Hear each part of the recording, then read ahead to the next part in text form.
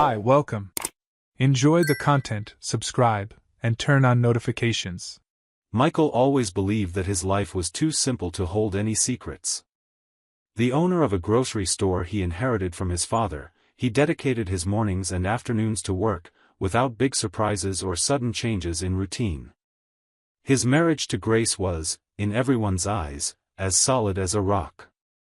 She was known throughout the neighborhood for her devotion to the church, a respected woman admired for her generosity and unwavering faith. She was always involved in fundraising campaigns, prayer groups, and projects to help the community. People saw her as an example of kindness. The trust between them always seemed unshakable. Grace left her cell phone lying around the house, without any concern.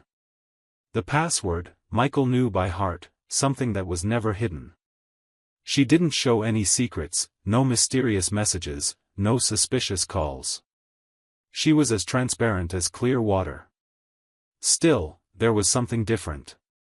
A detail that, as subtle as it was, deeply troubled Michael. In recent months, Grace began spending more time on church activities. Before, she used to come back in the early evening, with tiredness stamped on her face and her arms full of bags with donations. Lately, she said she needed to help with cleaning, planning meetings, and visiting needy families. There was always something new that required her presence late into the night. She spoke about everything naturally, but Michael felt something was off. He tried to push that thought away, convincing himself he was being unfair. After all, what harm could come from a woman who always did everything out of faith? But no matter how hard he tried, that uneasiness kept growing. It was a strange feeling, as if something was about to be revealed, and he was the only one who hadn't seen it yet. One night, while finishing closing the cash register at the grocery store, Grace called saying she would need to stay late. There would be a general cleaning at the church, something that, according to her, could take a few hours. She asked him not to worry and even suggested he take the opportunity to rest at home. Michael responded calmly, as he always did, but this time he decided to act differently. As soon as he hung up the phone, he put the keys in his pocket and left. He drove through the almost empty streets, his heart racing. His destination was the church where Grace said she was. When he arrived, he parked the car and looked around. Everything was completely silent. No movement, no lights on. The doors were locked and the parking lot was empty. He stayed there for a few minutes, observing every corner, waiting for someone to appear. Not a sign of life. The facade of the church looked asleep, as if no one had been there all night. Michael then realized that the discomfort he had been carrying wasn't for nothing. He returned home in silence. Grace arrived a few hours later, with a serene expression, as if she really had spent the whole night cleaning. She acted so naturally that, for a brief moment, Michael doubted himself. She talked about how tiring the cleaning had been, mentioned the other women who helped her, and even brought up the effort they made to organize everything before the next parish event. He listened to everything without interrupting, as if he were just a spectator of that performance. Inside, his heart was pounding, but he kept his face calm, as if listening to any ordinary conversation. That night, while she slept peacefully beside him, Michael stayed awake, staring at the ceiling, reliving every detail of that scene. The lie was there, clear as day. And even without proof, he already knew it was only a matter of time before he uncovered everything. The next morning, he got up with a single purpose in mind. It was time to end the doubts.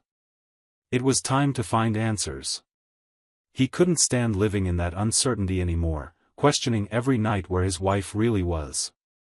He left the house early and drove to an address he knew in the city center. A small discreet office, with a simple sign on the door, Charles Benson, Private Investigator. There, Michael took a deep breath before entering. Inside, he found Charles, a man of few words but with an attentive gaze. Michael explained everything, from Grace's prolonged nights at the church to the previous night when he went there and found everything closed. Charles listened carefully, without interrupting, without expressing judgment. As soon as Michael finished, he simply said he would take the case and start immediately. His voice was confident, like someone who had already seen many stories like this one. Michael left feeling lighter. For the first time in weeks, he felt that he would finally get to the truth. From that moment on, he knew his life would never be the same again. 3 days passed as if they were an eternity. Michael tried to keep his routine, but everything around him seemed to move in slow motion. Every move Grace made inside the house was observed with a different look, as if at any moment she might let slip a word that would give everything away. She continued to act as always, without changing a comma in her behavior. She cooked, smiled, prayed with the rosary between her fingers, and still talked about church activities with that same lightness as before. The phone rang in the middle of the afternoon while he was organizing some boxes at the grocery store. The voice on the other end of the line was firm and direct. Charles asked him to come to the office as soon as possible because he had concluded the investigation. Michael hung up and left everything as it was, without thinking twice. On the way, his heart raced as if anticipating the impact of what he was about to discover.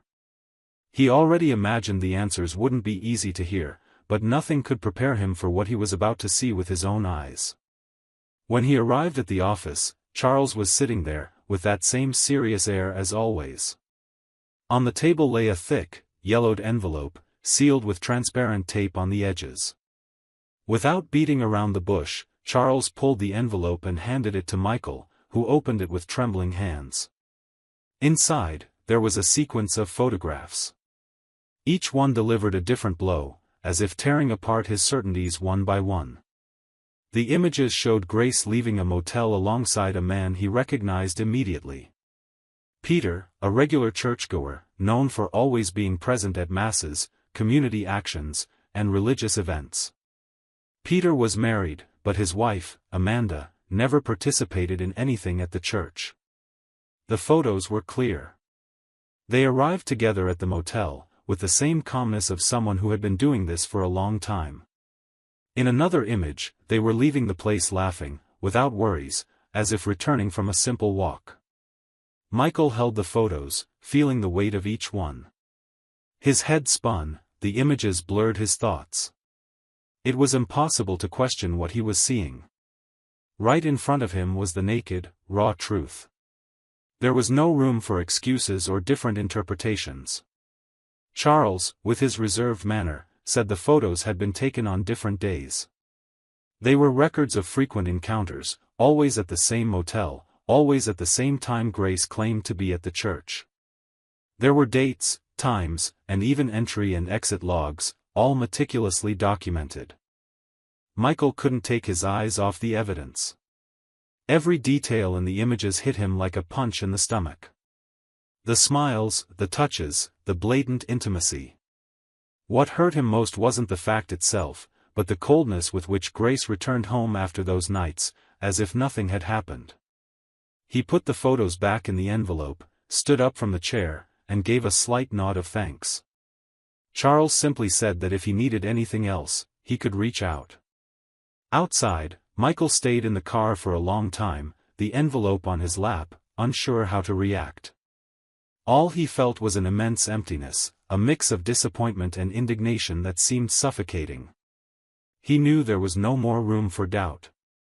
The doubt had turned into certainty, and the certainty into pain. It was time to act, to face it head-on. He had spent too much time deceiving himself, believing in an image that never existed. Michael started the car and drove home with his mind racing. The plan was already outlined in his head, and this time he wouldn't hesitate. The lie was over for good. Michael clutched the envelope tightly, as if the paper could burn his hands. He drove home with his mind boiling, replaying each image of the photos in his head. As soon as he arrived, he went straight to the phone. He dialed Grace's number with a dry, straightforward voice. She answered with her usual calm tone, saying she was still at the church, wrapping up the last details of a meeting that had run longer than expected. She spoke with such tranquility that, for a few seconds, anyone would believe her. Michael responded with just a simple, "okay," and ended the call. He grabbed the keys again and got into the car. He started the engine and drove straight to where she said she was. When he arrived, he parked in front of the church. Everything was the same as the other times, the place empty, no movement, no lights. He picked up the phone once more and called Grace.